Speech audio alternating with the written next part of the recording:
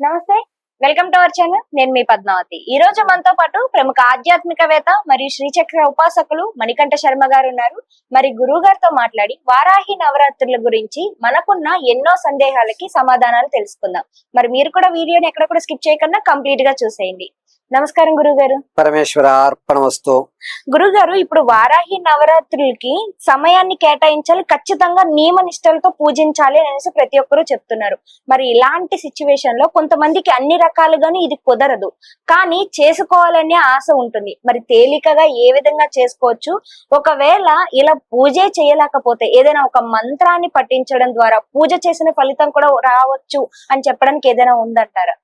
వారాహి అమ్మవారిని గాని ఏ అమ్మవారినన్నా నియమ నిష్టలతోటే చెయ్యాలి అనేటువంటి ప్రామాణికం ఎక్కడ పెట్టుకోకండి. ఫస్ట్ చేసే 10 నిమిషాల 15 నిమిషాల మనసు అమ్మవారి పాదాల దగ్గర ఉందా లేదా అనేది ప్రామాణికం. ఫస్ట్ ప్రామాణికం అది.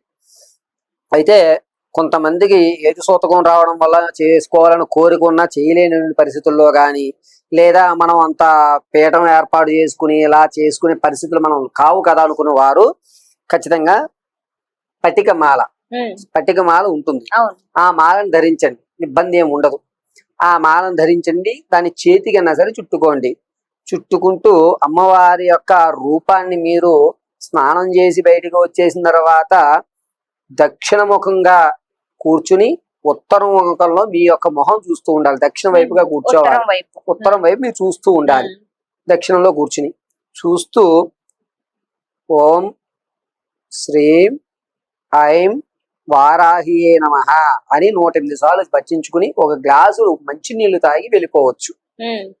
లేదు గురువు గారు, ఇలా మేము అలా కూడా ఒక 10 నిమిషాల్లో కూడా కేటాయించలేకపోతున్నాము అనుకుంటే మీరు నిత్యము కూడా ఈ మంత్రాన్ని స్మరించుకోవచ్చు.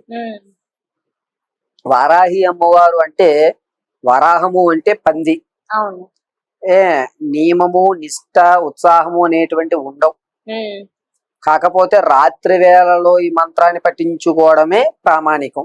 రాత్రి వేళల్లో కూడా అంటే స్పెసిఫిక్ టైం అనేది ఉంటుంది కదండి. 11 టు 12 పావు 12 గంటల 15 నిమిషాలు ఏదన్నా ఒక చీకటి రూమ్ లో చిన్న దీపం పెట్టుకుని చదువుకోవడం ఉత్తమం. అంతే, ఇక ఇంతకు మించి అదో పక్షం ఉండదు. అయితే గురుగారు, ఇప్పుడు వారాహి నవరాత్రుల్లో మనం తీసుకునే ఆహారంలో గానీ ఏమైనా మార్పులు చేయాలంటారా? ఇలాంటివి కూడా చాలా మంది అడుగుతున్నారు. వాస్తవానికి ఏంటంటే, ఏదన్నా ఒక సంకల్పం చేసుకుంటున్నప్పుడు ఇదేనే కాదండి, ఏ సంకల్పం చేసుకుంటున్నా కొన్ని నియమాలు పాటించాలి. అందులో మొట్టమొదటిగా కామానికి లోబడకుండా ఉండేటువంటి ఉల్లిపాయ, వెల్లుల్లి, అల్లము, ములక్కాడ అనేటువంటి భుజించరు. ఇవి భుజిస్తే కామవంతానికి లోనవుతాము అని చెప్పి ఇవి 4టిని దూరంగా పెట్టండి అంటారు. లేదు మనోనిగ్రహం ఉంది, నేను ఉండగలను అనుకున్న వారికి నియమం లేదు. లేదు ఎప్పుడన్నా మనసు చెంచలిస్తుందేమో అనుకున్న వారు ఉల్లిపాయ, వెల్లుల్లి, అల్లం, ములక్కాడ 4 పక్కగా పెట్టేసుకోవాలి. మంత్రోచ్చారణ చేస్తున్నప్పుడు కానీ, జపం చేస్తున్నప్పుడు కానీ నాలిక మందపడకుండా ఉండడం కోసం మాంసము మద్యము స్వీకరించకూడదు.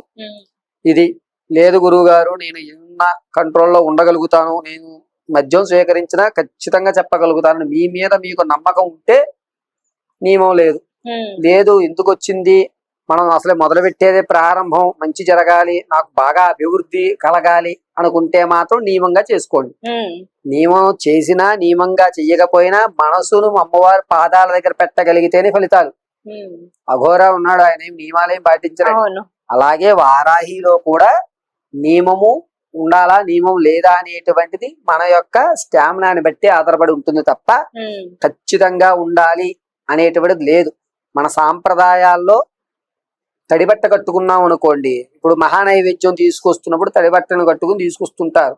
అదే విధంగా స్వామివారికి వీరికి అభిషేకం చేస్తున్నప్పుడు తడిబట్టల మీద తీసుకొస్తుంటారు పురోహితులు నీళ్లు కోనేరు నుంచి.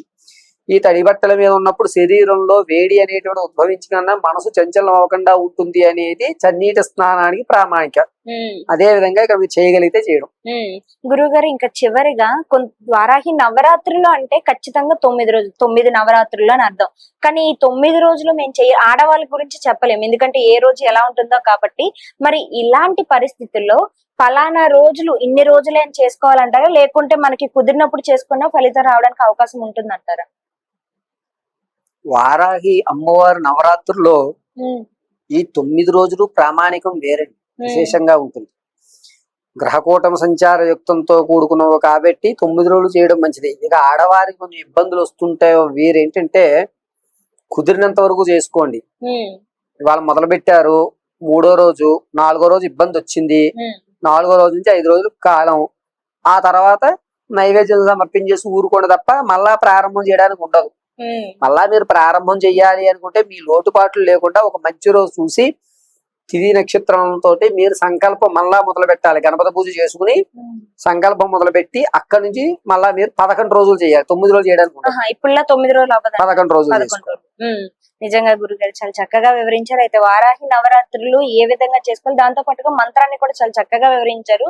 పూజ చేసుకోవడం కొంచెం కుదరకపోయిన వారికి కూడా ఇలా మంత్రంతోనే పూజ చేసినంత ఫలితం తీసుకోవడానికి అవకాశం ఏ విధంగా ఉంటుందో చాలా చక్కగా వివరించారు. ప్రతిదీ కూడా ధన్యవాదాలు. పరమేశ్వర అర్పణమస్తు.